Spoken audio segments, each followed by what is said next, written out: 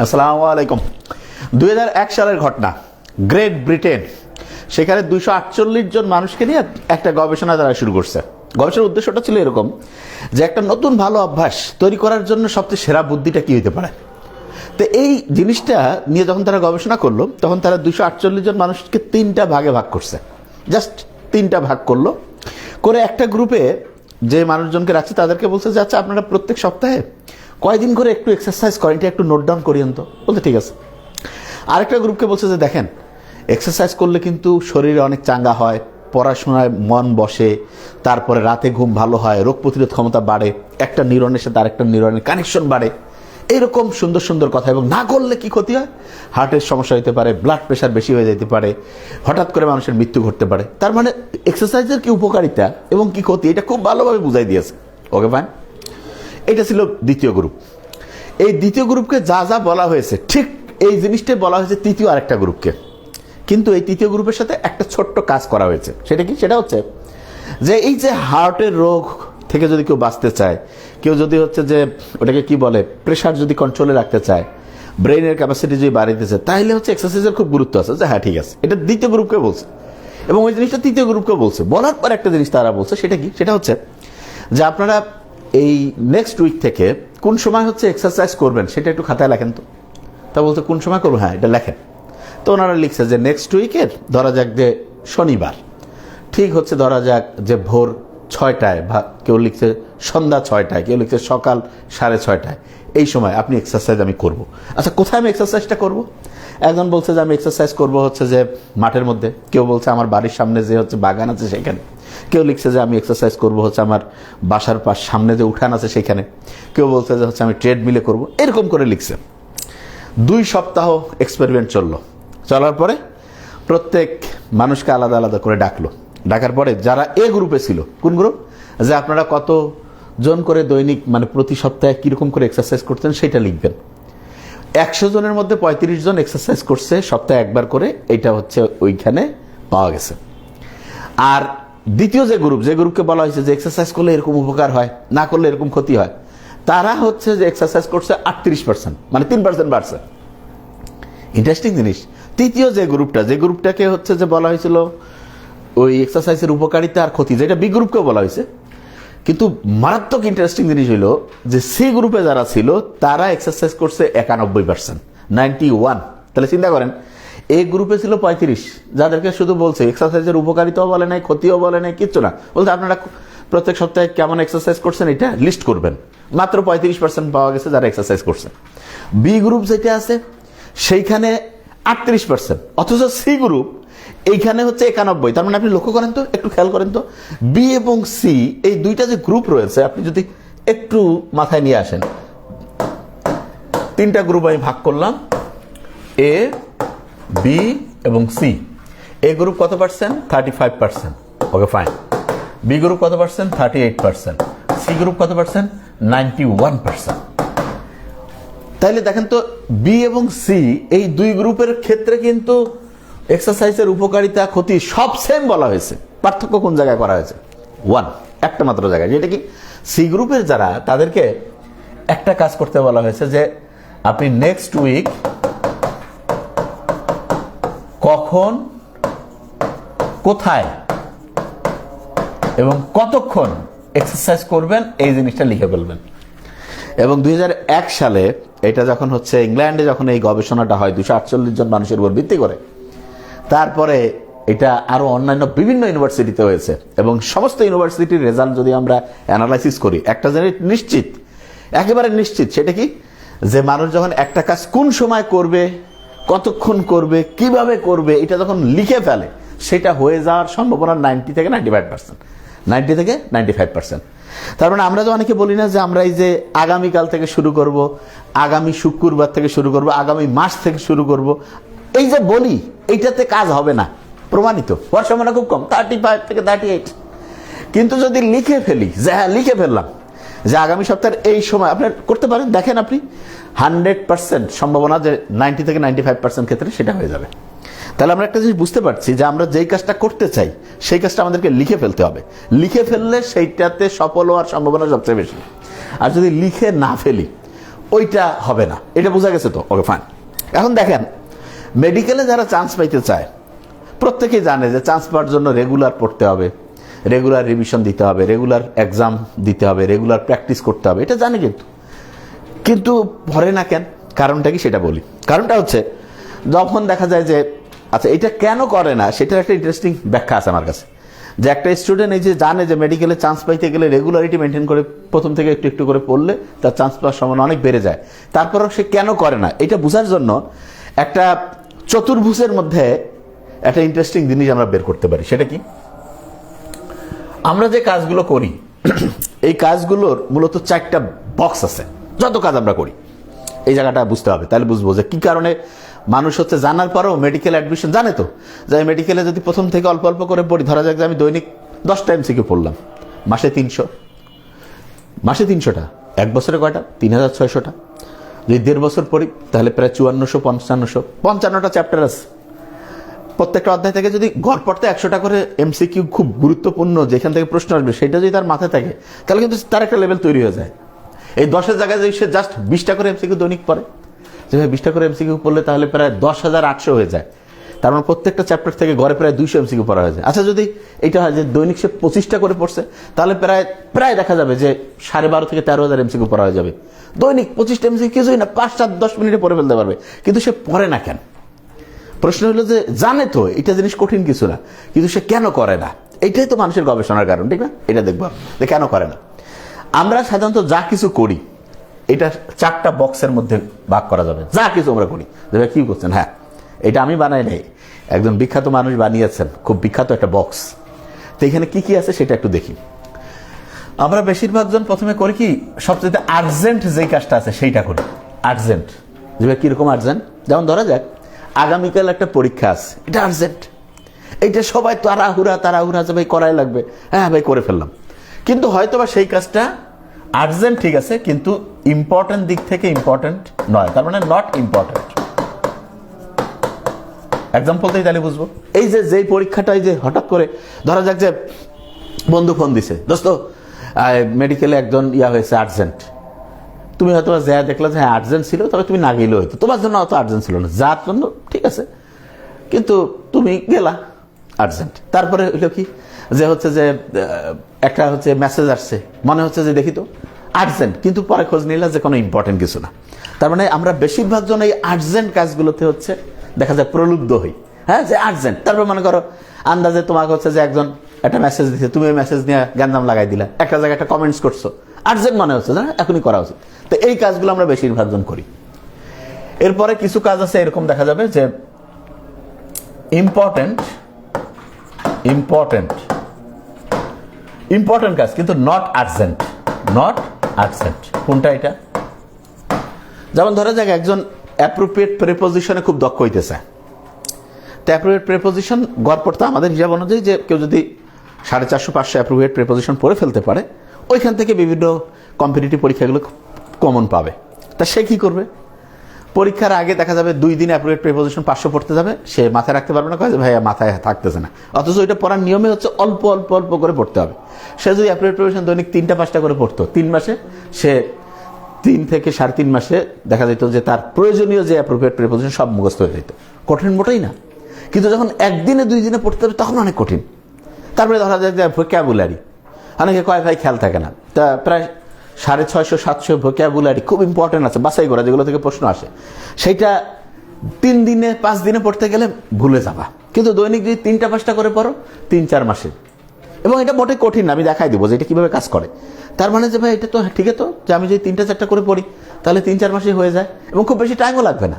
ধরা যাক যে জোহরের নামাজের আগে সে চিন্তা করছে যে আমি হচ্ছে নামাজ পড়ার আগে 2টা বা 3টা প্রিপোজিশন পড়বো, নামাজ থেকে এসে 3টা ভোকাবুলারি পড়লাম। আসরের নামাজের আগে দেখা গেল যে জৈব রসায়নের 5টা MCQ পড়লাম। আসর থেকে এসে দেখা গেল যে হচ্ছে এটাকে ফিজিক্সের 3টা ম্যাথ দেখলাম। মাগরিবের যাওয়ার আগে কেমিস্ট্রির 3টা ম্যাথ দেখলাম। আসার পরে একটু রিভিশন দিলাম যে ভাই ঠিক আছে। নামাজের আগে পড়ে তুমি 3 মিনিট 5 মিনিট করে পড়ো তো, কিন্তু পড়তে পারবা না বেশিরভাগ। কেন? কারণ এটা ইম্পর্টেন্ট কিন্তু আর্জেন্ট না। কেউ তোমাকে বলবে না এই না করলে কিন্তু তোর খবর আছে। এইটা তোমাদের অভ্যাসটা হয়েছে যে ইম্পর্টেন্ট কিন্তু আর্জেন্ট না, এই কাজটা তোমরা ফোকাস করতে পারো না, এবং এই কাজটা বেশিরভাগ লোক জীবনে যে অসাধারণ হইতে পারে না তার একটা বড় কারণ হচ্ছে হ্যাঁ অনেক অসাধারণ মানুষজন যারা, তারা হচ্ছে যে ইম্পর্টেন্ট কাজটা করে, আর্জেন্টটা না। যেমন ধরো আমার যে মোবাইলে কারো ফোন ঢুকবে না, তুমি শুনে দেখো, আমার আম্মা আব্বা ভাই বোন থেকে সবাই হয় অফিসে দিবে, না হলে মেসেজ দিবে, একটা নির্দিষ্ট সময় আমি দেবো। কারণ যদি খুব ইম্পর্টেন্ট হয় আমার অফিসের মাধ্যমে যে কোনোভাবে আমার কাছে পৌঁছবে। আর যদি ইম্পর্টেন্ট না হয় আন্দাজে, বেশিরভাগ ক্ষেত্রে আমি দেখছি আন্দাজে। এজন্য আমার অফিসে বলাই থাকে, এলে আন্দাজে টাইম লস করার কোনো দরকার নেই। যখন ইম্পর্টেন্ট ওরা বুঝবে যে হ্যাঁ এইরকম জিনিস, তখন আমার কাছে ঠিকই চলে আসবে। তো তোমরা কি করো, আন্দাজে টাইম লস করার অভ্যাস যার যেটা, দেখা যাচ্ছে যে টাইম লস করতেইছে। তা এই ইম্পর্টেন্ট কাজ যেটা, সেইটা বাদ দিয়ে তোমরা আর্জেন্ট কাজের মধ্যে বেশিরভাগ জন 80 থেকে 90% লোক এই কাজটা বেশি করে, 80% থেকে 90%। তার মানে যেটা ইম্পর্টেন্ট সেইটা করতেছে না, যেটা মানে হচ্ছে আর্জেন্ট সেটা করতেছে, মানে 80 থেকে 90% এটা করে না। যে ইম্পর্টেন্ট কাজটা করা উচিত সেটা সে করে না, বরং এইটা করে, আর্জেন্ট কাজ, নট ইম্পর্টেন্ট। 80 থেকে 90% এটা করে। এই জায়গাটা খুব গেম চেঞ্জিং। আমি আসতেছি। তাহলে তুমি জানো যে হ্যাঁ ভাই আমি মেডিকেলের চান্স নিশ্চিত করতে চাই, তাহলে তোমার পড়ার মধ্যে কি আছে, যে হচ্ছে স্যার তোমার ভিডিও কি ল্যাগিং প্রবলেম কি, দেখেন তো সবাই দেখতে পাচ্ছে কিনা, ইনশাল্লাহ হ্যাঁ দেখতে পাচ্ছে, ভেরি নাইস, ওকে ওকে, মানে হয়তো নেটওয়ার্কের কথা বলছে। আচ্ছা, যে জিনিসটা বলছিলাম সেটা কি, সেটা হলো তুমি জানো মেডিকেলে চান্স পাইতে গেলে তোমার হচ্ছে বায়োলজির 24টা অধ্যায় থেকে 30 নাম্বার থাকবে, কেমিস্ট্রির 10টা অধ্যায় থেকে 25 নাম্বার থাকবে, ফিজিক্সের 20টা অধ্যায় থেকে 15 মার্ক থাকবে, তাহলে এখানে 70, ইংলিশে 15, জেনারেল নলেজ মানবিক গুণাবলীতে 15। তাহলে এই 100 নাম্বারে আমাকে অসাধারণ হওয়ার জন্য যে তাহলে প্রথম থেকে একটু একটু করে পড়া, এটা কি কঠিন কাজ? মোটেই কঠিন কাজ না। তাহলে ভাইয়া কেন করি না? কারণটা হচ্ছে আমাদের ব্রেনটা আর্জেন্ট কাজ করতে করতে অভ্যস্ত। কিন্তু আর্জেন্ট কাজ হচ্ছে, আমি সবসময় বলি হচ্ছে ডেইলি লেবারের মতো। আসলে লেবার শব্দটা বলি, এখানে হবে ডেইলি লেবারার, জাস্ট বোঝার জন্য বলছি। তার মানে হচ্ছে কিরকম, যে ভাই কয় না ভাই দৈনিক কামলা খাটতেছি, কাজ করলে টাকা পেলে খুশি, কিন্তু আলটিমেটলি যে ইম্পর্টেন্ট কাজ করবে সে অসাধারণ রেজাল্ট করবে।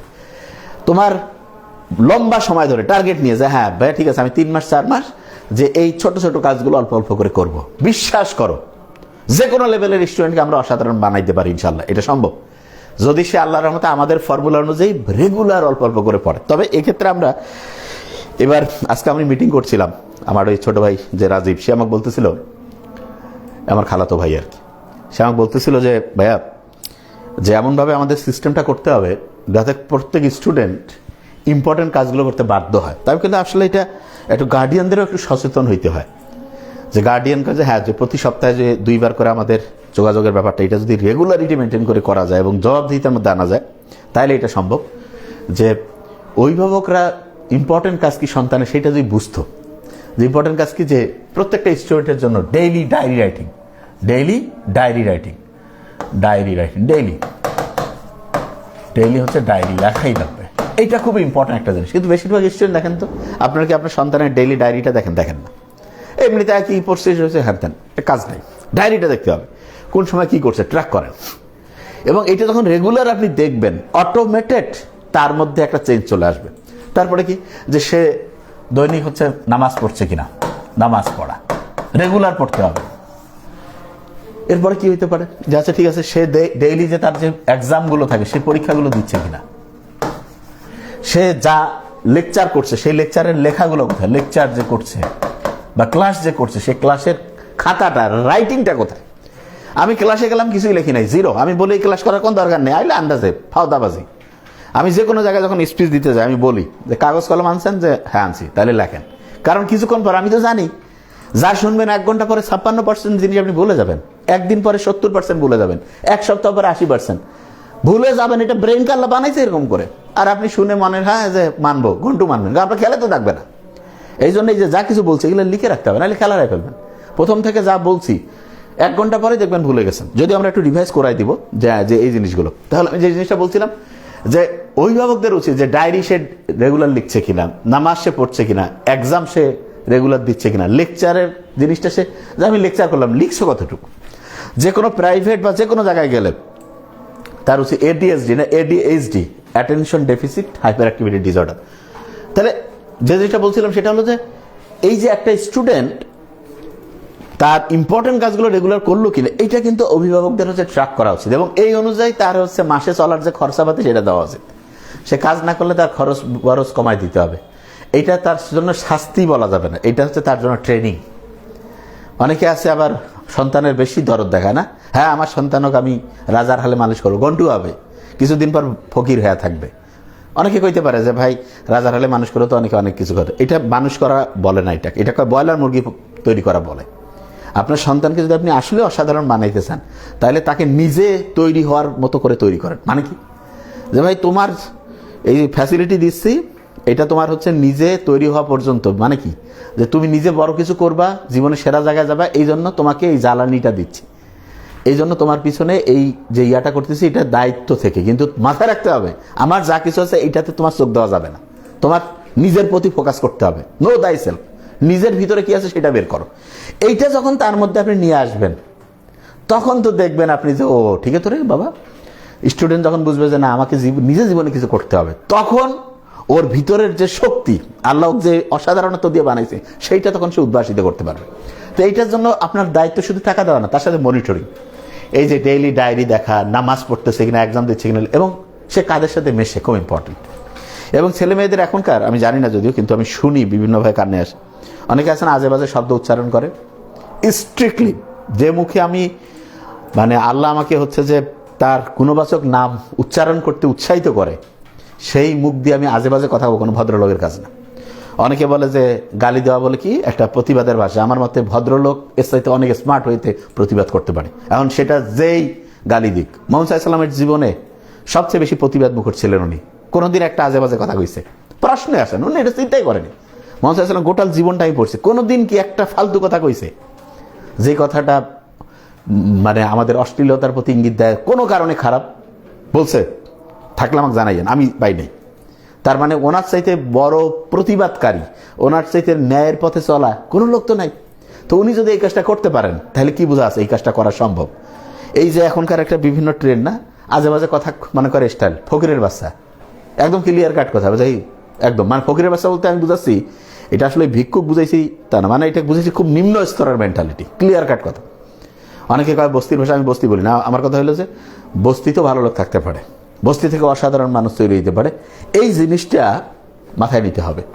আজে বাজে কোনো কিছু চলবে না, ক্লিয়ার একটা ক্রিস্টাল। এবং সবচেয়ে সমস্যা যেটা হয়, ছেলেমেয়েরা অল্প বয়সে যেটা সে শিখবে সেটা তার অভ্যাস হয়ে যাবে। আমি একটা এক্সাম্পল দিই, আমি দেখা যাইতো যে আমি যখন মেডিকেল কলেজে পড়ি, তখন আমি আমার বন্ধু বান্ধব যে কারোর সাথে দেখা হলে দেখা যেত আমি হাতটা ধরে হাতে একটু চাপ দিতাম। তো এটা আমি মজা করে করতাম, যে এমনিতে বন্ধুদের সাথে একটু মজা করে না, ভেরি ফাইন, এরকম করতেছি। এটা আমার দেখা হইলো, হ্যান্ডশেক করলে একটু হাতটা ধরে একটু চাপ দিয়ে দিই। তো এরকম করতে করতে একবার এক প্রফেসর স্যার নিজে বললো, নাবিল, যে কোনো কারণে আমি নাম বলছি না, স্যার আমাকে হাত দিয়েছে, আমি তখন স্টুডেন্ট, আমি হাত ধরে চাপ দিয়ে দিছি। স্যার তো খুব ভালো মানুষ ছিল, তাই কিছু কয় নাই। আমার পরে চিন্তা আসলে এটা কি করলাম, আমি স্যারের সামনে কেন এটা এভাবে চাপ দিলাম হাতে। পরে আমার মাথায় আসলো যে আসলে আমাদের সাবকনসিয়াস ব্রেন, তার মানে হচ্ছে আমরা যেই অভ্যাসের মধ্যে থাকি 90 থেকে 95% আমাদের সাবকনসিয়াস মাইন্ড, খুব এটাকে আমি বলি কি সবচেয়ে সুপার পাওয়ারফুল মাইন্ড। যেই কাজটা আমরা রেগুলার করি, অভ্যস্ততা তৈরি হয়ে যায়, সেইটা দেখা যায় যে অটোমেটেড হয়ে যায়। তা এটাতে কি হইলো, দেখা গেছে যে আমি এরকম করে হাতের মধ্যে যে চাপটা দিয়ে দিছি, স্যারকে কিন্তু ওই সময় ব্রেইনে আসে নাই যে স্যার নাকি আমার বন্ধু। ওই যে অভ্যাস, যারা হাত ধরি তার হচ্ছে চাপ দিতাম, অটোমেটেড এটা হয়েছে। ঠিক তেমনি করে যারা এরকম আজে বাজে কথা বলার অভ্যাস হয়ে গেছে, দেখবেন যে হঠাৎ করে ফ্যামিলির যেখানে তার ওইরকম শব্দ উচ্চারণ করার কোনো প্রশ্নই নেই, কিন্তু হঠাৎ করে সে করে ফেলছে, তারপরে ও লজ্জিত, আশেপাশের লোক লজ্জিত। কারণটা কেন? কারণ হচ্ছে সে এই কথাটা উচ্চারণ করছে। এই জন্য আমি বলি, যেই শব্দটা মানে বাজে শব্দ, সেইটা আমি উচ্চারণে করব না, বাস ক্লিয়ার কাট কথা। আমি যদি কখনো উচ্চারণ না করি, আমার ব্রেন ওই চিন্তার মধ্যে যাবেই না। কিন্তু আমরা হরামশা করি আর চিন্তা করি যে না বন্ধু বান্ধবের সাথে আসি করলাম, নো, একদমই বাতিল। এইটা অভ্যাস করব। এবং এক্ষেত্রে আমরা যাদের সাথে মিশি তাদের একটা প্রভাব আছে। যাদের সাথে আমরা মিশি, দেখা যায় যে আমি যাদের সাথে মিশতেছি তারা আমাকে হচ্ছে যে একটা ওটাকে যেটা বলে যার সাথে আমি মিশবো, তারা যেরকম শব্দ উচ্চারণ করবে সেই শব্দটা অটোমেটেড আমার মধ্যে আসার একটা চান্স আছে। দেখবেন যে ঢাকার স্থানীয় লোকদের একটা ভাষা, চিটাগাঙের আরেকটা, সিলেটের ভাষা কি আল্লাহ পাক জানে, আমি যে ঘুরে আসছি। আমি বলছি ভাই তুমি কি করছো, আমি তো বুঝি না। কয় ভাই আপনার কথা আপনি বুঝি না, যাক বুঝছো ভালোই। তো ব্যাপার হইলো যে তারপরে বরিশালের ভাষা একটা, যশোরের ভাষা খুব স্মার্টলি, রাজশাহীতে খুব সুন্দর করে, রংপুরে। এটা কিভাবে হইলো? কারণ এই যে শুনছে যা সেই জিনিসটাই হয়েছে, ঠিক না, সেই অনুযায়ী হয়েছে। তো আমি যে জায়গায় ছিলাম যে আমাদের ইম্পর্টেন্ট কাজগুলোর দিকে ফোকাস করতে হবে, নট আর্টসেন্ট। আর কিছু কাজ আছে এরকম দেখা যাবে যে এরকম যে এটাকে একটা হচ্ছে আর্জেন্ট কাজ কিন্তু ইম্পর্টেন্ট না, সেইটা বেশিরভাগ করছি, কিন্তু বেশিরভাগ আমাদের করা হচ্ছে যেটা ইম্পর্টেন্ট কাজ, নট আর্জেন্ট। তার মানে লং টার্মে যেই কাজটা আমার জন্য গেম চেঞ্জিং হবে সেইটাতে ফোকাস করা সবচেয়ে দামি। আর কিছু কাজ আছে এরকম আমরা দেখতে পারবো একই সাথে ইম্পর্টেন্ট, একই সাথে আর্জেন্ট, এই কাজটাও করা যায়। যে ভাই ইম্পর্টেন্টও আবার আর্জেন্টও। কীরকম? যেমন ধরা যাক যে আমার মেডিকেল পরীক্ষা তো এখন নাই, মেডিকেল পরীক্ষা ধরা যাক যে এইচএসসি পরীক্ষা শেষ হয়ে যায়, তারপর থেকে অনেকে মেডিকেলের জন্য প্রিপারেশন শুরু করে, তারপরে হচ্ছে যে রেজাল্ট হইলো, তারপরে কিছুদিন পর মেডিকেলের ফর্ম ছাড়লো, এরপরে পরীক্ষা হলো, ঠিক না? দেখা যায় মাঝখানে 3 মাসের মতো একটা, 2.5-3 মাসের মধ্যে একটা কি থাকে, গ্যাপ থাকে। তা ওইটা ওই সময় ওইটা তো ইম্পর্টেন্টও হইলো, একই সাথে আর্জেন্ট। তার মানে যেই সময় তুমি মেডিকেল পরীক্ষা তোমার সামনে চলে আসছে, 3 মাস ইয়া পরীক্ষা তুমি দিয়ে দিয়েছো, এইচএসসি পরীক্ষা দিয়েছো, তারপরে 3 মাসে ওই পড়াটা ইম্পর্টেন্ট আর্জেন্ট। এবং এইটাও কিন্তু ওই যে ইম্পর্টেন্ট আর্জেন্ট, এইটাও কিন্তু ওই সময় সবাই পড়ে। হ্যাঁ ভাই ওই সময় তো কোনো ইয়া নাই, আমাকে পড়তে হবে একদম তুল কালাম, সবাই পড়তেছে। ভাই খেয়াল রাখবা, সবাই যে কাজটা করতেছে সেইখানে পার্থক্য করাটা কিন্তু একটু কঠিন হয়ে যায়, কারণ ওই সময় সবাই পড়তেছে। কিন্তু যে স্টুডেন্টটা এই যে বছরের যত আগের থেকে সে অল্প অল্প অল্প অল্প করে পড়বে, তার কিন্তু ভিত্তিটা, তার ওই বিষয়ের দখলটা খুব অসাধারণ হবে এবং সে কিন্তু চান্স পাওয়ার রাস্তায় আগায় যাবে। আচ্ছা, এরপরে কেউ কি আছে এমন কাজ করে যেটা ইম্পর্টেন্টও না আর্জেন্টও না। কিরকম?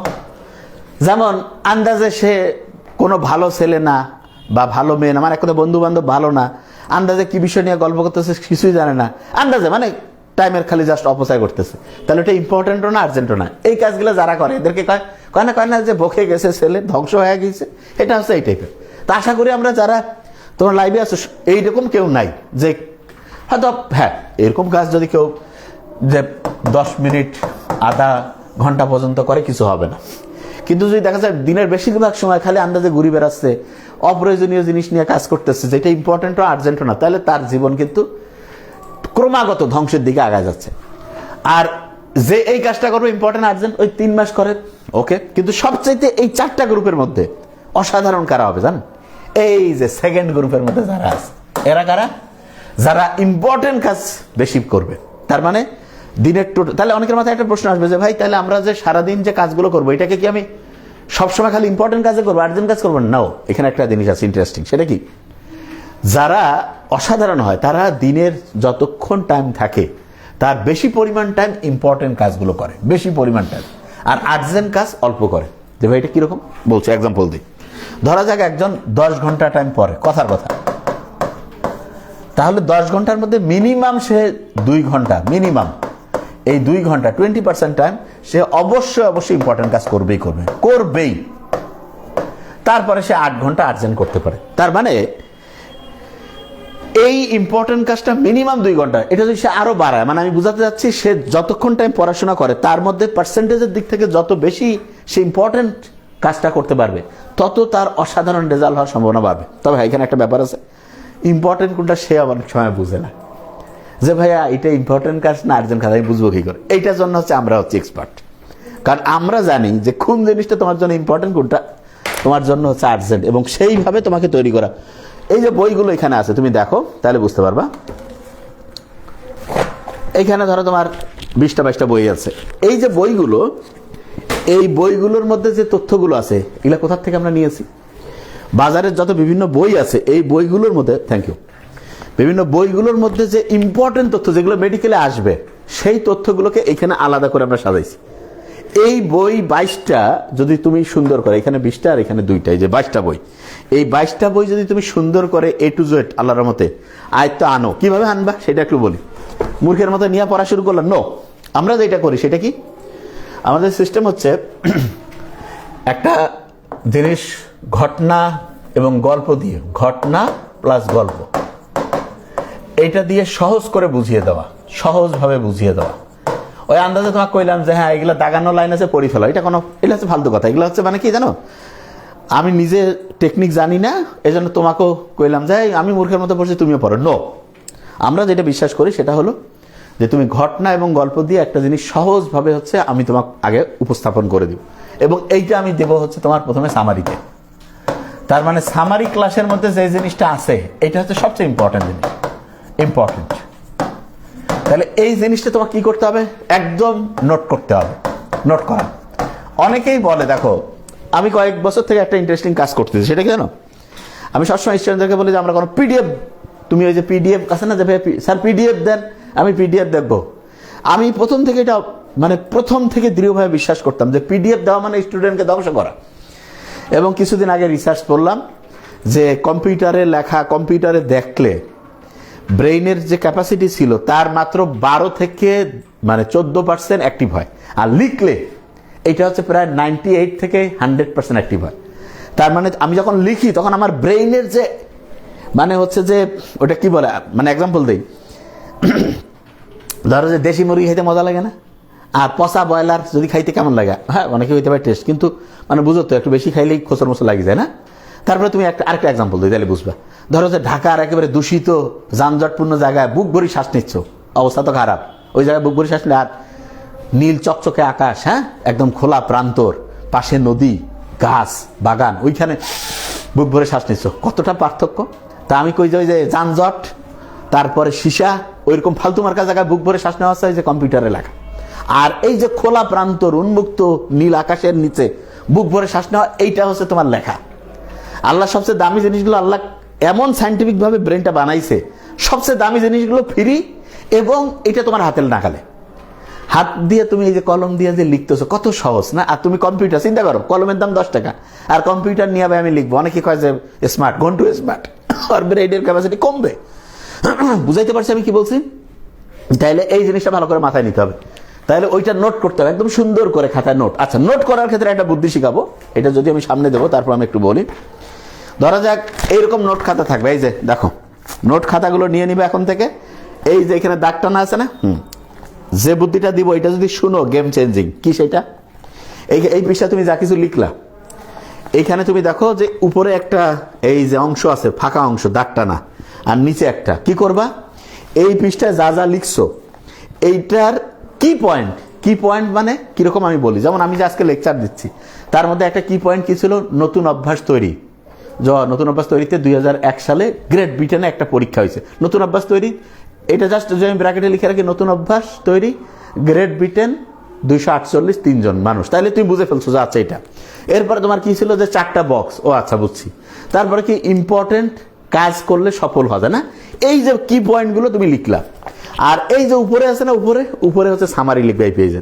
তুমি যখন দ্রুত রিভিশন দিবা তখন এই যে উপরের অংশগুলো দিয়ে রিভিশন দিবা।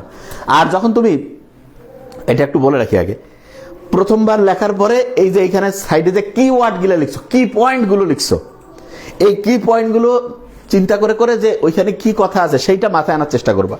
আর পরীক্ষার আগে শুধু এই যে এই উপরের এই সামারিটা পড়বা, বুঝাইতে পারছি? আর নোট করার ক্ষেত্রে এক সাইডে করবা, হ্যাঁ এক সাইডে, এই যে এই সাইডে করবা না যে ভাই পৃষ্ঠা অপচয় হবে, নো, আমি যেটা কই সেইটা, আমি জানি যে কোনটা তোমার জন্য অপচয়, কোনটা তোমার জন্য ইফেক্টিভ।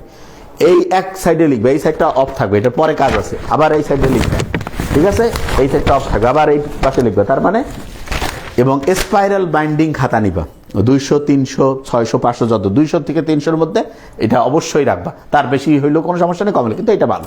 প্রত্যেকটা সাবজেক্টের জন্য আলাদা খাতা, বোটানির জন্য একটা খাতা, জুলজির জন্য একটা, কেমিস্ট্রি ফার্স্ট পেপার একটা, সেকেন্ড পেপার একটা, ইংলিশ একটা, জেনারেল নলেজ বাংলাদেশ একটা, আন্তর্জাতিক, তাহলে 10টা সাবজেক্টের 10টা এরকম খাতা নিয়ে ফেলো।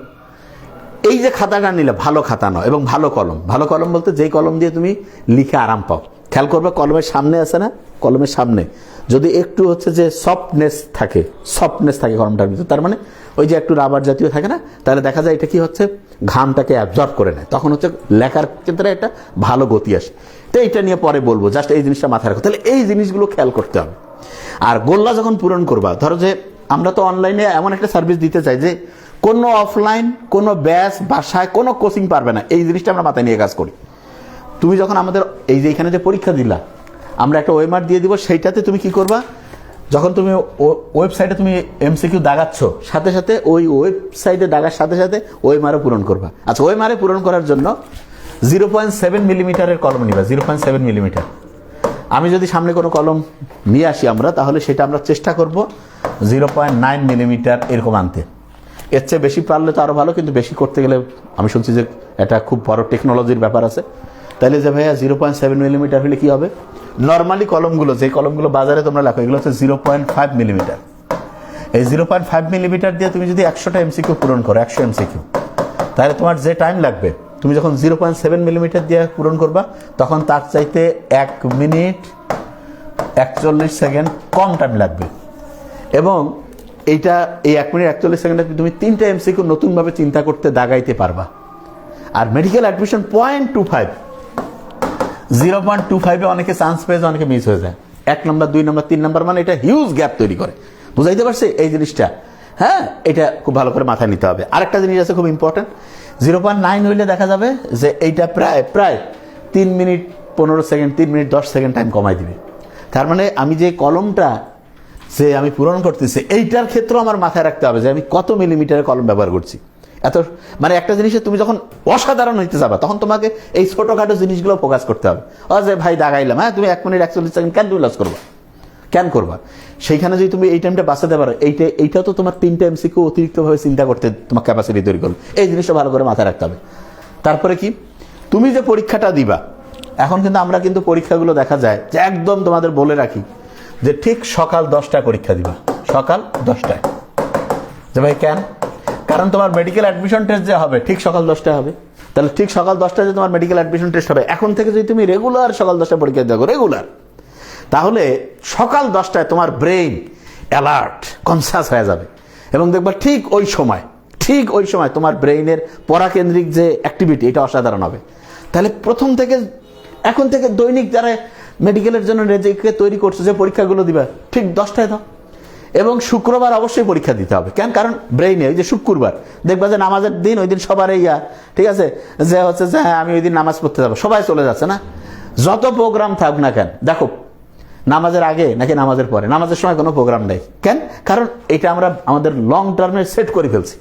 এইরকম করে তোমারও এই কিছু জিনিস একদম রিজার্ভ করে ফেলতে হবে লং টার্মে, যে আমি মেডিকেলে চান্স পাইতে চাই, আমাকে এইভাবে তৈরি করতে হবে। বুঝতে পারছো? আচ্ছা, এখন একটা জিনিস খেয়াল করে দেখো, একটা স্টুডেন্ট সব কিছুই জানলো, এই যে যা আমরা বলতেছি যে ভাই বুঝে গেছি, মেডিকেলে যে আমি চান্স পাইতে চাই, তাইলে আমি কোন দিন থেকে কি পড়বো এটা লিখে ফেলতে হবে, ভেরি ফাইন।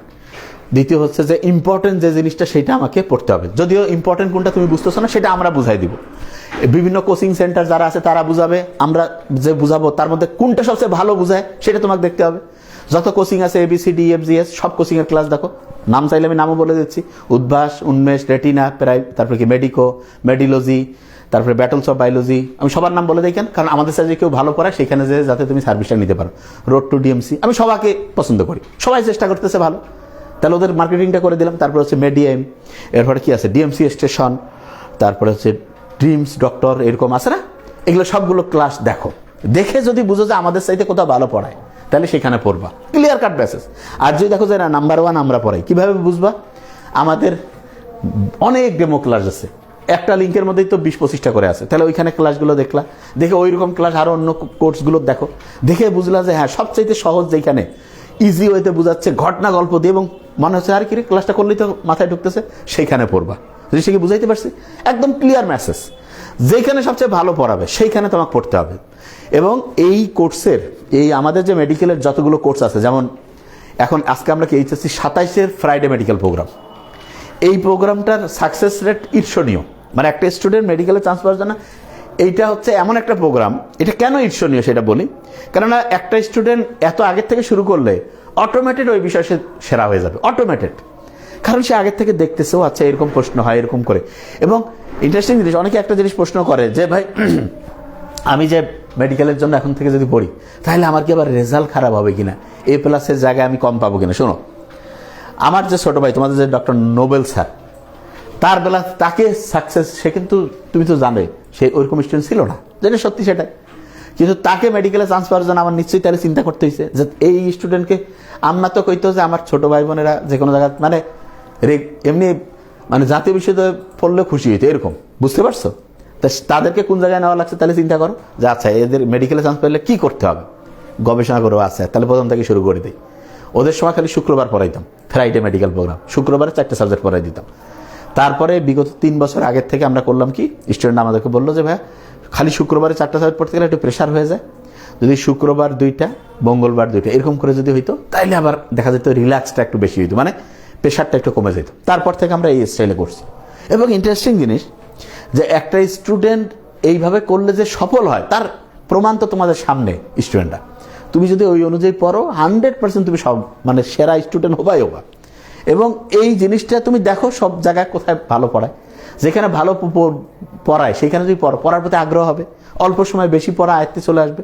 এবং ইন্টারেস্টিং জিনিস ওই টাইমটা যে বেঁচে গেল, সে বেঁচে যাওয়ার টাইমে তুমি কি করলা, প্র্যাকটিস করলা, পরীক্ষা দিলা, রিভিশন দিলা, প্র্যাকটিস পরীক্ষা রিভিশন, প্র্যাকটিস পরীক্ষা রিভিশন, এবং তুমি ইনশাল্লাহ আল্লাহর রহমতে অসাধারণ রেজাল্ট করতে পারবে। তাহলে যে জিনিসটা বলছিলাম যে এই যে একটা স্টুডেন্ট আমাদের এখানে সব ক্লাসে আমি নিব, নাহলে আমার ছোট ভাই তোমার নোবেল স্যার নিবে, তার মানে ক্লাসের কোয়ালিটি বুঝতে পারছো তো। এখন তুমি দেখো যে আমাদের চাইতে অন্য কোনো জায়গায় সব ভালো টিচার আছে কিনা, সব জায়গায় দেখো, দেখে যদি বুঝতে পারো যে হ্যাঁ নাবিল একাডেমি নাম্বার 1। আর আমি বারবার বলি মেডিকেলের ক্ষেত্রে আমাদের সাথে কোনো একটা কোচিংকে মিলাবা না, সবগুলো কোচিং যোগ করবা, যোগ করে ইনশাল্লাহ আমাদের 30% হবে না, এটাই মেডিকেলের ক্ষেত্রে বলছি।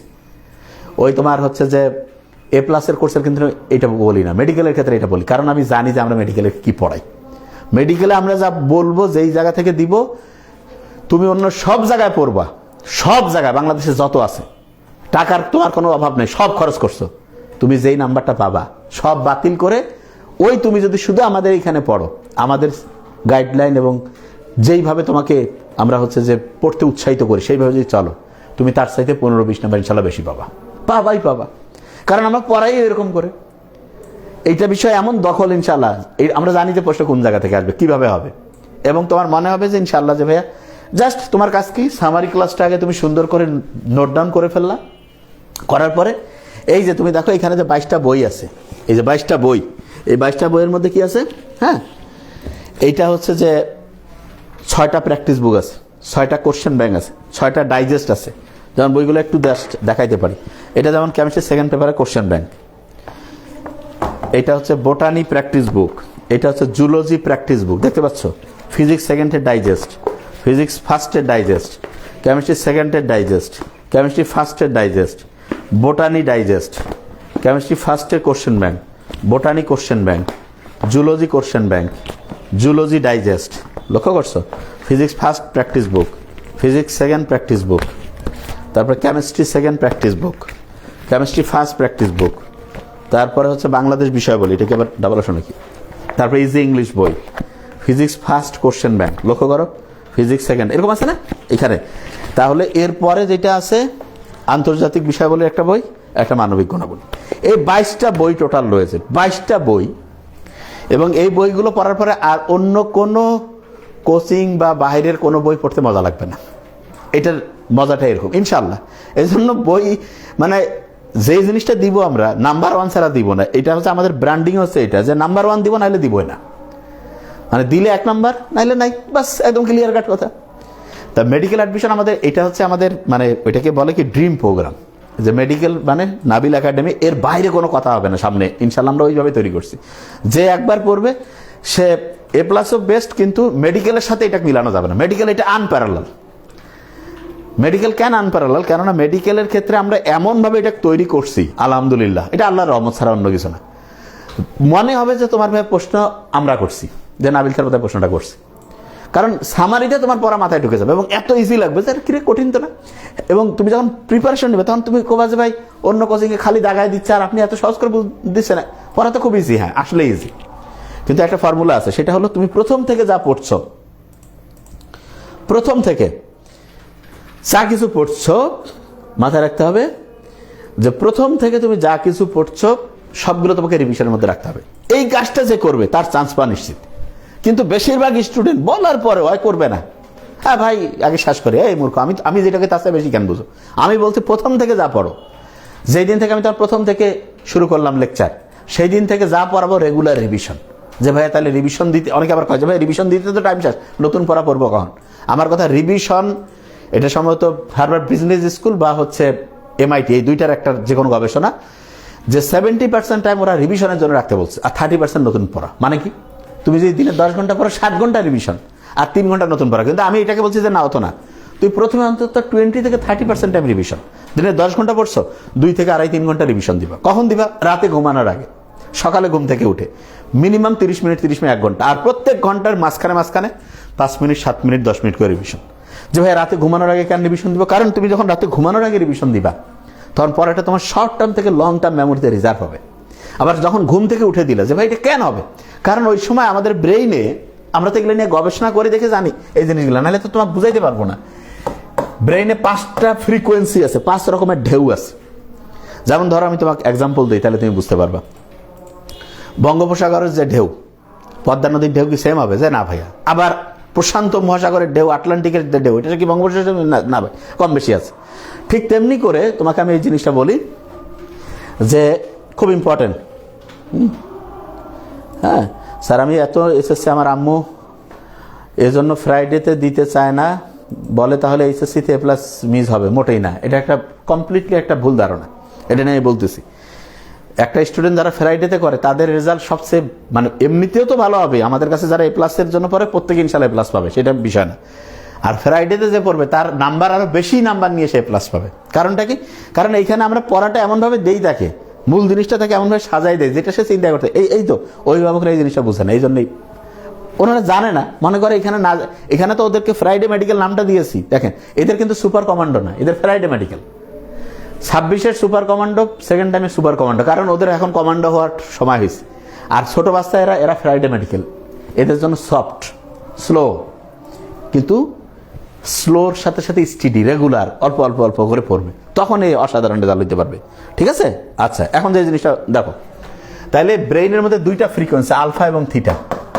আলফা এবং থিটা, আলফা এবং থিটা, এই 2টা ঢেউ যখন ব্রেইনে তৈরি হয়, ওই সময় পড়া শর্ট টার্ম থেকে লং টার্ম মেমোরিতে ভালোভাবে যায়।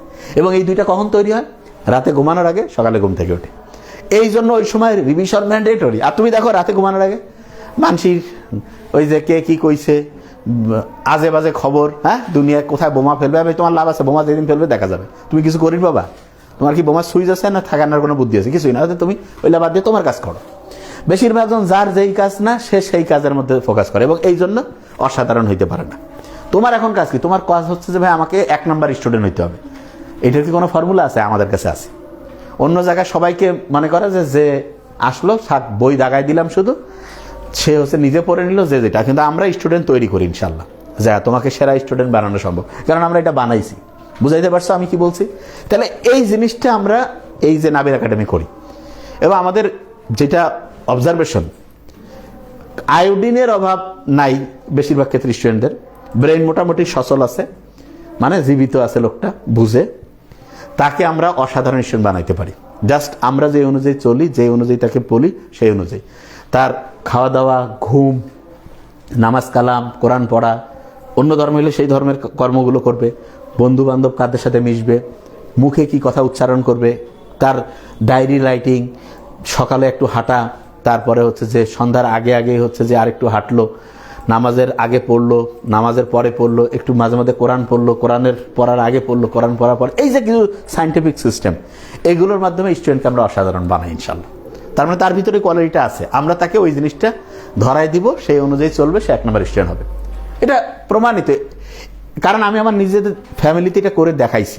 অন্য বাইরের লোক কইলে তো তুমি এটা তো তুমি চিনবা না, কিন্তু আমার ফ্যামিলিতে তুমি তাকে, আমার বন্ধু বান্ধব আত্মীয় স্বজন যারা, তারাই সবাই জানে যে হ্যাঁ ঠিক আছে, নাবিল যদি চায় তাহলে এটা জানেই সবাই, যে আমি যদি চাই ইনশাল্লাহ, আর যদি আল্লাহর রহমতে সে যদি চায় এবং তার মধ্যে সততা থাকতে, আমি চোর বাটপারে চাই না যায় বা ভালো জায়গায় যা, অজায়গা কাম নাই, কারণ আরো চুরি করবে। ভালো লোককে এই জন্য আমি বাছাই করি, ভালো লোক। আর অভিভাবকদেরকে বলি হ্যাঁ আপনি ভালো হচ্ছেন, ইনশাল্লাহ আপনাকে সামনে অসাধারণ হওয়ার সব ক্যাপাসিটি আমরা দিব ইনশাল্লাহ। ঠিক আছে? আচ্ছা, 27-এর ব্যাচের কিভাবে পড়াবো, কোন সময়, সব কিছু ডিপ ডিটেলস বলা হচ্ছে, তুমি আগে শোনো। আমাদের একাডেমিক পর্যায়ে যেমন এইচএসসি 27-এর, তাদের যে কোনো ক্লাস টাইম আমি বলে রাখতেছি, মাগরিবের ঠিক পরে, তার মানে কি যে সন্ধ্যা 6টার দিক থেকে 6টার পর থেকে দেখা যায় যে শুরু হয়। এবং আমরা যেভাবে পড়াই আমাদের ক্লাসগুলো, যেমন মেডিকেল অ্যাডমিশনের এই যে ফ্রাইডে মেডিকেল 1 ঘন্টার ক্লাস, সপ্তাহে 2 দিন থাকবে, শুক্রবার একদিন থাকবে। শুক্রবারের দিনটা আমরা সাধারণত সকাল 11টার দিকে রাখতে পারি, 11টা থেকে 12টা, অথবা এইটা আমরা সন্ধ্যা 6টার পরে রাখতে পারি। আর মঙ্গলবারের দিন যেটা, এটা সন্ধ্যার পরে রাখি। তার মানে আমাদের ব্যাচের প্রত্যেকটা টাইম একদম ফিক্সড, যে তোমার ক্লাস টাইমটা একদম পুরা একটা প্যাটার্নের মধ্যে আছে। প্যাটার্নটা কি, যে তুমি 27-এর ব্যাচ, তোমার ঠিক মাগরিবের পর থেকে ক্লাস শুরু হবে, বুঝাইতে পারছি? আর শুক্রবারের দিন ক্লাসটা এটা সকালের দিকে থাকবে। তার মানে তোমরা যারা আমাদের একাডেমিতে ভর্তি হবা, তারা চেষ্টা করবা যে বিকাল 5টা 5:30টার মধ্যে যদি তোমার প্রাইভেট থাকে এগুলো কমপ্লিট করে ফেলতে। এটা আর হচ্ছে যেটা থাকবে ওটাকে কি বলে, ওইটাকে যেটা বলে যে শুক্রবারের দিন সকালটা ফাঁকা রাখবে, একদম সকাল থেকে ফাঁকা রাখবে। এইটা যদি তুমি করো, ইনশাআল্লাহ আমাদের এখানে তুমি অসাধারণভাবে হচ্ছে পড়াশোনা আগায় নিতে পারবা এবং তুমি সেরা স্টুডেন্টে পরিণত হবা। বুঝাইতে পারছি আমি কি বলছি? ঠিক আছে, হ্যাঁ।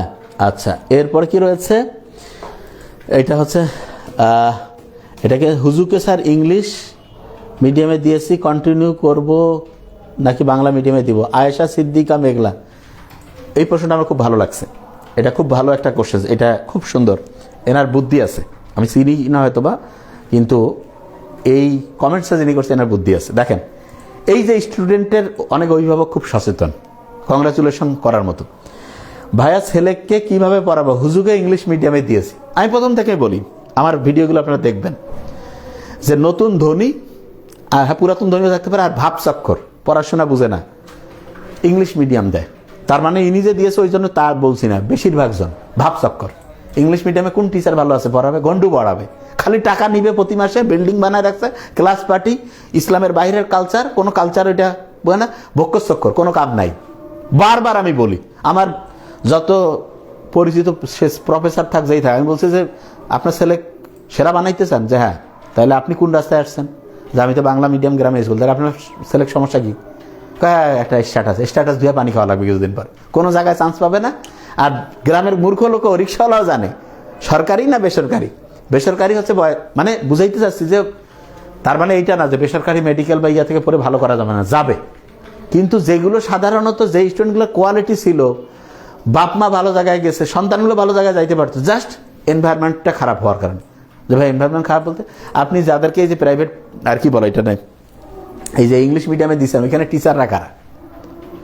কোন টিচার? ভালো টিচার কেউ পড়াবে? কেন পড়াবে? সবচেয়ে বেশিরভাগ স্টুডেন্ট এই যে বাংলা মিডিয়াম থেকেই মেডিকেল, বুয়েট সব জায়গায় চান্স পাচ্ছে, এবং এই জায়গা থেকে অসাধারণ হচ্ছে। এই যে বাংলাদেশের আজ থেকে 30-40 বছর আগের যারা ছিল, তারা কয়জন হচ্ছে যে দেখা গেছে, হ্যাঁ, ও আচ্ছা ভাই আমি স্যার ডক্টর, ইদানিং মাথায় এগুলো ঘুরছে। হ্যাঁ, তাহলে আয়েশা সিদ্দিকা আপনার মাথায় ঘুরছে মানে একদম ঠিক চিন্তায় ঢুকছে, এখনই বাংলা মিডিয়ামে দেন। আমি বলতেছি, সত্যি কথা বললাম। অনেকে আপনাকে বলবে কি, হ্যাঁ যে এখনকার মডার্ন ইংলিশ অমুক তমুক, ঘন্টু শিখবে। কিসের ইংলিশ? ইংলিশ একটা ল্যাঙ্গুয়েজ, এটা আমি 1 মাস ট্রেনিং করায় শিখাই ফেলতে পারি। ইংলিশ এটা কোনো শিখা কিছু না। ওই ইংল্যান্ড আমেরিকায় যে জুতা ওয়াশ করে সেও ইংলিশে কথা কয়। অস্ট্রেলিয়া কানাডায় যে হচ্ছে ওই যে রেস্টুরেন্টে হচ্ছে, আমি করছি না যে ওই কাজটা খারাপ, আমি বুঝাইতে যাচ্ছি, যে কোনো ওই যে বাড়ি বাড়ি যে হচ্ছে যে অ্যামাজনের জিনিস প্রোডাক্ট দেয় সেও ইংলিশে কথা কয়। তার মানে কি দামি লোক হয়ে গেছে? আর মাথার মধ্যে কি আছে? কথা বলতে পারা, এইটার জন্য এই একটা স্টুডেন্টকে ইংলিশ ভার্সনে ইংলিশ মিডিয়ামে দেওয়া কোনো যৌক্তিক কারণ নাই, নেভার এভার, প্রশ্নই আসে না। এটা হচ্ছে একটা টাকা খাওয়ার একটা ধান্দাবাজি, কোনো দরকার নেই। বাংলা মিডিয়ামে দেন, এখন থেকে বই পড়ান, অসাধারণ কিছু করতে পারবে। প্রথমে কিছুদিন ওই যে, কারণ ওই যে আরামের মধ্যে এসি রুমে থেকে অভ্যাস হয়েছে, কষ্ট করতে চাবে না। এগুলোর বেশিরভাগ আমি বলি, আমার খালাতো ভাই বোন যে আছে যারা ইংলিশ মিডিয়ামে পড়ছে, জীবনে তো সত্যিকার অর্থে অসাধারণ কিছু যারা ইংলিশ ভার্সনে পড়ছে একটা করতে পারেনি আমার দেখা। অথচ আমার যারা আত্মীয় স্বজনের মধ্যে যারা বাংলা ভার্সন, ওরা আমাকে কইতো যে আমাকে ইংলিশ, আমি কেন পড়াবো তোকে? আমি ইংলিশ ভার্সনের ঠেকা আছে? আমার বাংলা ভার্সনে আর হাজার হাজার লাখ লাখ স্টুডেন্ট, আমি কেন তোমার জন্য আমি টাইম লস করবো? বাংলা কথা আমার কোনো ভালো টিচার পড়াবে না তো। এবং এটা প্রমাণিত সত্যি কথা বললাম, এটা কখনোই করবেন না। বুঝাইতে পারছি আমি কি বলছি? হ্যাঁ, এই জিনিসটা থেকে একদম বের হয়ে আসেন। এবং অভিভাবকদেরকে বলবো, এই জন্য প্রথম থেকেই বলো। অনেকে আবার কি করে যে জীবনের শুরুতে 2-1 বছর ইংলিশ ভার্সনে, কেন আপনি তার দরকার কি?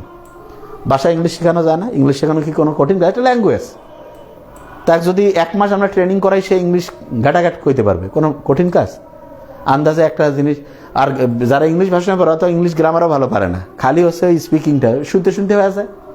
হিন্দি ভাষার জন্য কি কোনো কোথায় কোচিং দেওয়া লাগে? ওই শুনতে শুনতে মানুষ কয়ে যাচ্ছে না। जो चीज़ आप दिल से चाहती है उसको मिलाने के लिए कायनात कोशिश में लग जाती है। এতে কেমন করে কইলাম? শুনছি, ও আছে এরকম কথা কো আছে, হয়ে গেল। তো এটার জন্য কি গ্রামার আমাকে শিখা লাগছে? কি বলে, হিন্দি কইলাম না উর্দু কইলাম তো একটা। তাহলে এই জিনিসটা একদম পারফেক্ট জিনিস কাজ করে। তাইলে ভাষা বলার জন্য এটা শুনতে হয়। দেখবেন ডক্টর যেহেতু আপনি তো জানেন, যে বাচ্চা মুখে বলে না সে কিন্তু বেশিরভাগ ক্ষেত্রে কি শুনতে পারে না। আমরা ডাক্তারদের কাছে আসলে প্রথমে কি কই, যে কথা কয় না, শুনে কি শুনে, তাইলে কথা কবে ইনশাআল্লাহ। মুখের মধ্যে জড়তা থাকতে পারে, প্র্যাকটিস করাইলে, আমরা ব্যায়াম করাইলে ঠিক হয়ে যাবে, সেটা অন্য কথা। কিন্তু যে শুনে সে বলতে পারবে, ঠিক তেমনি করে সে যে ল্যাঙ্গুয়েজটা শুনে সেটা অটোমেটিক বলা প্র্যাকটিস শিখে ফেলবে, এই জিনিসটা ঠিক আছে। তাই এই জিনিসটা মাথায় নিতে হবে। আচ্ছা, যে জায়গায় আমি ছিলাম, তাহলে রাতে ঘুমানোর আগে রিভিশন, সকালে ঘুম থেকে উঠে রিভিশন, এবং এগুলোর যে কোর্স ফি, এতক্ষণ থেকে বলতে হবে কোর্স ফিতে আসতে হবে। কোর্স ফি দিয়ে কোনো কোথাও ভর্তি হবা না, মানে বুঝাইতে আসছি যে কোর্স ফি বেশি না কম এইটা চিন্তা করে ভর্তি হবা না। ভর্তি হবা যে এখানে কি 1 নাম্বার পড়ায় কি পড়ায় না। 1 নাম্বার যেখানে পড়াবে সেখানে কোর্স ফি বেশি হোক, মধ্যম হোক, কম হোক, সেটা ব্যাপার না। তুমি দেখবা যে কোন জায়গায় সবচেয়ে ভালো পড়ায়, এইটা আগে দেখো। এই জিনিসটা যতক্ষণ মাথায় আনবা না, ততক্ষণ পর্যন্ত জীবনে 1 নাম্বার হওয়ার রাস্তায় নেই। অনেকে আছে না, কাপড় দাম বেশি দিয়ে কিনলে কয় পদায় দামি না রে বাবা, দেখো যে কাপড়টা আরামদায়ক কিনা, তোমার শরীরের জন্য মানানসই কিনা, তোমার কমফোর্ট দিচ্ছে কিনা। এটা দাম কত বেশি কম দিয়ে কোনো কাম নাই, এই জিনিসটা বুঝতে হবে। বুঝাইতে পারছি? এই জিনিসটা ভালো করে মাথায় নিতে হবে। আচ্ছা, যে জায়গায় আমরা ছিলাম, তাহলে যারা ফ্রাইডে মেডিকেল প্রোগ্রামটা, এটা মূলত আমার ছোট ভাই যে তোমার ডক্টর নোবেল স্যারদের জন্য, ওদেরকে সফল করার জন্য এটা আমি নিয়ে আসছিলাম। যে লাইভে আছে, এই বলো তো লাইভে আছে, দেখতে বলেন, যে লাইভ শেষ করুক তারপরে। হ্যাঁ, তাহলে যে জিনিসটা বলছিলাম, যে একটা স্টুডেন্ট অসাধারণ হওয়ার জন্য, একটা যে কোনো লেভেলের স্টুডেন্টকে যাতে আমরা অসাধারণ বানায় মেডিকেলে চান্স পাইতে পারি, এই জন্য আমার ছোট ভাইয়ের বেলায়, তার মানে সে কবে, ওরা 13-14 বছর আগে পড়ছে না, 12-13, হ্যাঁ 12-13 বছর আগে, ওই সময় চালু করছিলাম। এবং এইটার রেজাল্টটা সবচেয়ে মানে এক্সট্রাঅর্ডিনারি রেজাল্ট। কারণটা কি? কারণ আগের থেকে সে ওই জিনিসটার সাথে প্র্যাকটিস করছে। এবং এখানে একটা পার্কিনসন্স থিওরি বলে একটা থিওরি কাজ করে, ঠিক আছে? পার্কিনসন্স থিওরি বলে একটা থিওরি, সেটা কি? সেটা হচ্ছে, খেয়াল করবো আমরা একটা জিনিস, যে একটা চ্যাপ্টার্স পড়ার জন্য, একটা চ্যাপ্টার পড়ার জন্য আমি যেই টাইমটা বরাদ্দ করব, মোটামুটি পড়াটা ওই টাইমে গিয়ে শেষ হবে। এটা হচ্ছে পার্কিনসন্স থিওরি। এবং এটা সত্যি কথা, আমি নিজে দেখছি। আমি একদিন ওই যে দেখা যায় আমাদের মেডিকেলের তো সলভ অ্যান্ড সাকসিড কোর্স থাকে, সুপার ফাস্ট রিভিশন প্রোগ্রাম থাকে, অনেক কোর্স। তা আমি দেখছি যেখানে আমাদের টাইম কম থাকে, হ্যাঁ, যেখানে টাইম কম থাকে, জিএমনুর পরে বলবো, এখন এই যে অন্য ইয়াতে আছি, যেখানে টাইম কম থাকে সেখানে দেখা যায় আমি 10-15 মিনিটে দেখা যাচ্ছে আধা ঘন্টা পড়ায় ফেলছি। আর যেখানে টাইম বেশি আছে পড়াইলাম আধা ঘন্টায়। তার মানে পার্কিনসন্স থিওরি যে বলে যে একটা কাজ করার জন্য আমরা যেই পরিমাণ টাইম বরাদ্দ করি সেই পরিমাণ টাইমে পড়াটা কমপ্লিট হয়। এটা সত্যি কথা, বিখ্যাত একটা থিওরি পার্কিনসন্স থিওরি। আর একটা থিওরি আছে যেটা হচ্ছে প্যারেটো প্রিন্সিপালস। প্যারেটো প্রিন্সিপাল জিনিসটা কি? এইটাকে বলে হচ্ছে 80-20 ফর্মুলা। তার মানে প্রত্যেকটা চ্যাপ্টারের এমন 20% অংশ আছে যেখান থেকে 80% অংশ আসবে। এইটা যদি কোনো স্টুডেন্ট আয়ত্তে নিতে পারে, সে অসাধারণ রেজাল্ট করবে। তা আমরা তাকে যে পড়াবো, এই 2টা ফর্মুলাকে খুব ভালোভাবে তার মাথার মধ্যে আনবো, যে সে যাতে খুব সহজেই এমন 20% অংশ থেকে যাতে 80% কমন পায়, এইভাবে পড়াটাকে প্রেজেন্ট করা। এবং পার্কিনসন্স থিওরি, যে ভাই তুমি এই টাইমের মধ্যে ইনশাআল্লাহ পড়বা, এই মাইন্ডসেটটাকে ফিক্সড করবা। এই 2টা জিনিস যখন সে মাথার মধ্যে নিবে, সে অবশ্যই অসাধারণ রেজাল্ট করতে পারবে, গ্যারান্টেড, কোনো সন্দেহ নেই। আমি বলছি এটা গ্যারান্টেড। এই যে আমি যে মেডিকেলের জন্য পড়াই, আমি মেডিকেলের জন্য যে আমরা ফিজিক্স পড়াচ্ছি, chemistry, biology, English, general knowledge, মানবিক, বাংলাদেশে আর কোনো টিচার আছে নাকি আমাদের মধ্যে পড়াইতে পাবে না? সেটা আমরা মাইন্ডসেটে এরকম, পারবে না, বাস ক্লিয়ার কাট। ক্লাস দেখো কেন? কারণ এইটার বিষয়ে আমরা প্রথম থেকে আমরা এই অনুযায়ী প্র্যাকটিস করছি, এবং প্রথম থেকে আমাদের টার্গেটে যেটা পড়াবো 1 নাম্বার ছাড়া পড়াবো না, ক্লিয়ার কাট মেসেজ। এখন কেউ সারা জীবন দেখা যাচ্ছে ফিজিক্সের একটা অধ্যায় আছে, আমাদের সাথে পড়াইতে পারবে না, কারণ আমরা এইটাকে টার্গেটে করছি যে আমরা এটা পারবো। আর অনেকে টার্গেট যে এত কিছু কেমনে মাথায় রাখবো, তাহলে পারবে না। তার মানে মাথায় রাখার ক্ষেত্রে আমাদের প্রথম থেকে মাথায় আমি কি চিন্তা দিচ্ছি, এইটা খুব ইম্পর্টেন্ট। বুঝে গেছে এই জিনিসটা? আচ্ছা, এখন এই যে কোর্স ফিগুলো যে আছে, এই কোর্স ফিগুলোর ক্ষেত্রে কি করব সেটা একটু বলি। যে অনেকে জানতে চায় যে কোর্স ফি জানাই দেওয়া উচিত, তাহলে জিনিসটা বুঝতে পারবে। দেখো, হ্যাঁ, কোন জায়গা থেকে হচ্ছে যে প্রতিটি অধ্যায়ের 80 থেকে 20, এটা তো আমরা সামারিতে এটা যেই জায়গা থেকে প্রশ্ন আসবে সেইটা বোঝাই। দেখো, ফ্রাইডে মেডিকেল প্রোগ্রাম, এটা হচ্ছে এইচএসসি 2027 যে ব্যাচের ভবিষ্যৎ ডক্টরদের জন্য, তার মানে যারা ডক্টর হইতে একেবারে আসলেই প্যাশনেট তাদের জন্য। আচ্ছা, এইটা পড়তে গিয়ে কি একাডেমিক পড়া কোনো ক্ষতিগ্রস্ত হবে? প্রশ্নই আসে না। কেন? কারণ এইখানে আমরা অল্প সময় তার পড়াটা আগাই দিব। যদি অন্যদের মতো হইতে 2.5-3 ঘন্টা আন্দাজে দাগাচ্ছে নো, এবং আমি যে তাকে পড়াই দিব সব প্রয়োজনীয় ইম্পর্টেন্ট জিনিস, এবং সপ্তাহে 2 দিন, শুক্রবার মঙ্গলবার। এবং ইন্টারেস্টিং জিনিস, এই 2 দিন তার 100 নাম্বার করে 100 2টা, এই প্রতি সপ্তাহে 200 নম্বরের পরীক্ষা হবে। তার মানে মাসে প্রায় 800 থেকে 900 নম্বরের পরীক্ষা হবে। এবং এইখানে প্রত্যেকটা পরীক্ষা মেডিকেল স্টাইল। মেডিকেল স্টাইল বলতে সায়েন্সের সাবজেক্টগুলো থেকে 70, ইংলিশ থেকে 15, জেনারেল নলেজ এবং মানবিক গুণাবলী থেকে 15। ওকে, এখানে যদি দেখে সে বুঝতে পারবে, এখানে এই পেজটা পড়লে সে বুঝতে পারবে যে আমাদের একাডেমিতে কিভাবে কাজগুলো হয়। এখানে সব জিনিস ক্লিয়ার বুঝাই দিয়েছি আমরা, পড়লে বুঝতে পারবে। এখানে দেখা ফ্রাইডে মেডিকেল ক্লাস শুরু 25 ফেব্রুয়ারি 2026, তার মানে আগামী মাসের 25 তারিখ থেকে এটা ইনশাল্লাহ শুরু হতে আছে Friday medical. Okay, Friday medical program course fee, course material ছাড়া। তার মানে একজন বললো যে ভাই আমি এই 22টা বই আমি নিব না, কোনো সমস্যা নেই, বই ছাড়া তুমি ভর্তি দিতে পারবা। 10,990, 10 ফেব্রুয়ারি পর্যন্ত তোমার বলা যেতে পারে একেবারে বিশাল একটা ছাড় দিয়েছি, 5,000 টাকা ছাড় আছে। এটা হয়ে গেছে তোমার 5,990, ঠিক আছে। আচ্ছা, Friday medical course fee, course material হিসেবে 20টা বই, আমাদের কিন্তু টোটাল 22টা বই আছে। কেউ কেউ 20টা বই সহ নেয়, কারণ অনেককে আগে ওই যে আমরা আলাদা 2টা বই নেওয়ার সুযোগ থাকে, এই জন্য যদি কেউ 20টা বই হিসাবে নেয় তখন 14,990, অফারে হচ্ছে 8,990। আচ্ছা, কেউ যদি 22টা বই সহ নেয় তখন হচ্ছে 15,590, অফারে হচ্ছে 9,490। তার মানে ফেব্রুয়ারির 10 তারিখ পর্যন্ত এই কোর্স ফিতে সে পড়তে পারবে। আচ্ছা, এইখানে আমরা যেটা বারবার বলি যে ভাইয়া তুমি সারা এই কোর্সটা তুমি এই যে এই টাকার সাথে কোর্সের ভ্যালু মিলাইও না। মানে কি যে ভাইয়া আমি যে এই যে এত কম টাকাতে এতগুলো, আসলেই কম টাকা এটা দিয়েছি কেন জানো? কারণ আমরা চাই যে সারা দেশের যে কোনো লেভেলের স্টুডেন্ট, আমাদেরকে লাভ থাকে না, অবশ্যই লাভ থাকে, কিন্তু তুমি যদি আমাদের পড়ানো এবং কোয়ালিটি এটা যদি অন্য কোচিংগুলোর সাথে তুলনামূলক বিশ্লেষণ করো, তাহলে এই কোর্সটার দাম 70-80 হাজার টাকা হওয়া উচিত ছিল। এটা একদম মিনিমাম। কারণ আমি স্টুডেন্টের কাছে রিভিউ নিয়েছি যে ভাই তাহলে এত কম রাখছেন। হ্যাঁ রাখছি, কারণটা আমাদের প্ল্যানটা খুব ইজি, যে আমরা এমন প্রাইসিং দিব এবং এমন পড়া দিব অন্য কোনো কোচিং এইখানে কাছেই আসতে পারবে না, চেষ্টা করলেও পারবে না। আর এটা যেটা আমরা নিজে পড়াই, এই জন্য আমরা এটা দিতে পারি, আমাদের এই ফ্যাসিলিটিটা আল্লাহর রহমতে দিয়েছে। একদম মানে একটা লেভেল, যে কোনো লেভেলের স্টুডেন্ট ভাই ঠিক আছে। তার মানে একদম সুন্দর করে এই 25 ফেব্রুয়ারি থেকে শুরু হতে যাচ্ছে, সপ্তাহে 2 দিন করে থাকবে, শুক্রবার এবং হচ্ছে মঙ্গলবার। এবং শুক্রবারের ক্লাসটা সকাল 11টার দিকে, আর মঙ্গলবারের দিনে মাগরিবের পরে, এটা নামাজের সাথে একটু সম্পর্কটা হয়। আচ্ছা, একজন বলছে স্যার ফ্রাইডে মেডিকেল প্রোগ্রাম কি স্যার টেস্টের পরেও চলবে? নো, ফ্রাইডে মেডিকেলের ব্যাপারটা কী হবে সেটা আমি বলি। এই যে ফ্রাইডে মেডিকেলটা, এইটা প্রথমে তার হচ্ছে যে 4.5-5 মাসে আমরা ইনশাল্লাহ পুরো সিলেবাস বা গোটা রুটিনটা আমি দেখলে আরও স্পেসিফিক ডেট বলতে পারবো, কারণ গোটা জিনিসটা বুঝাই দিয়েছি যে সপ্তাহে 2 দিন করে করে, যে 4.5-5 মাস বা 5.5 মাস, 5 থেকে 5.5 মাসের মতো লাগবে। শোনো আমি একটা জিনিস ক্লিয়ার করি, এইখানে তোমার প্রতি মাসে তোমার হচ্ছে কয়টা লেকচার করে থাকতে, প্রতিদিন হচ্ছে প্রতি সপ্তাহে 2টা করে, এবং প্রত্যেক দিন আমরা হচ্ছে যে 4টা করে সাবজেক্ট যে পড়ি, অত প্রেশার তো তোমাকে দেওয়া যাবে না। তোমার ক্ষেত্রে হচ্ছে আমরা সায়েন্সের একটা করে সাবজেক্ট করে রাখবো, তার সাথে সায়েন্সের 2টা সাবজেক্ট রাখবো, আর তার সাথে একটু ইংলিশ। হ্যাঁ, আর এখানে একটা ইন্টারেস্টিং জিনিস আছে, সেটা একটু বলে রাখি। গতবারের ব্যাচে সম্ভবত আমাদের কি স্টুডেন্টরা যেটা বলছে, গতবারের ব্যাচে যে ভাইয়া বেশি ভালো হয় যদি দৈনিক একটু করে আমাদের ইয়াটা রাখেন, জৈব রসায়নটা রাখেন, আর তার সাথে একটু করে ওইটাকে বলে ভোকাবুলারি আর অ্যাপ্রোপ্রিয়েট প্রিপোজিশন। তো এই 3টা জিনিস এখানে দৈনিক থাকবে, বুঝাইতে পারছি? তাইলে এইটা হচ্ছে গোটাল জিনিসটা। এখন তোমাকে যেটা মাইন্ডে আনতে হবে যে ভাইয়া স্টুডেন্ট বাংলাদেশে 1.25 লাখ থেকে 1.5 লাখ পরীক্ষা দেয়, চান্স পায় 5,000 সামথিং।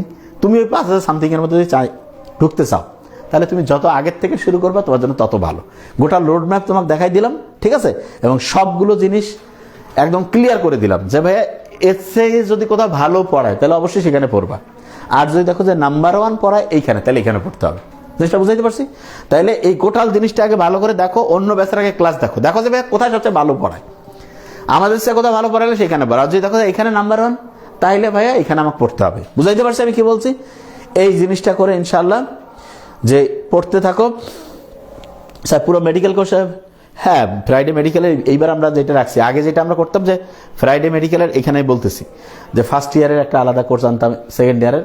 এখন আমরা যেভাবে কোর্সটা আনছি, এই জিনিসটা হচ্ছে যে আমরা এই তার গোটাল জিনিসটা পড়াই ফেলবো। যে ভাই এটা কি কঠিন হবে? মোটেই না, আমরা পড়াবো, সহজ হয়ে যাবে। কারণ আমি তো তোমার সামারিতেই পড়াটা আয়ত্তে নিয়ে আসবো। ঠিক আছে, ঠিক আছে। হ্যাঁ, একজন বলছে যে 5 মাসে তো স্যার একাডেমিক ফুল সিলেবাস শেষ হবে না। একাডেমিকের সিলেবাসের পড়া আলাদা, এটা হচ্ছে A+-এর পড়া না, এটা হচ্ছে মেডিকেলের পড়া। আমি যেভাবে পড়াই দিব, শোনো আগে, এইটাই তো হচ্ছে মজাটা, যে পড়ানোর স্কিলটা এমন। অন্য জায়গায় 2 বছর পড়াইতে পারবো না, আমি তোমার যেটা হচ্ছে যে তোমার 3 মাসে পড়াইতে পারবো, কারণ আমাদের স্কিলটা এরকম। এটা না, কারণ এখানে সায়েন্সের 2টা সাবজেক্ট দৈনিক থাকবে, এবং তার সাথে ইংলিশ থাকবে একটু, এবং তার সাথে ওইটা জেনারেল নলেজ এখানে থাকবে না ফ্রাইডেতে, কারণ এখন তোমার জেনারেল নলেজ এরকম দরকার নেই।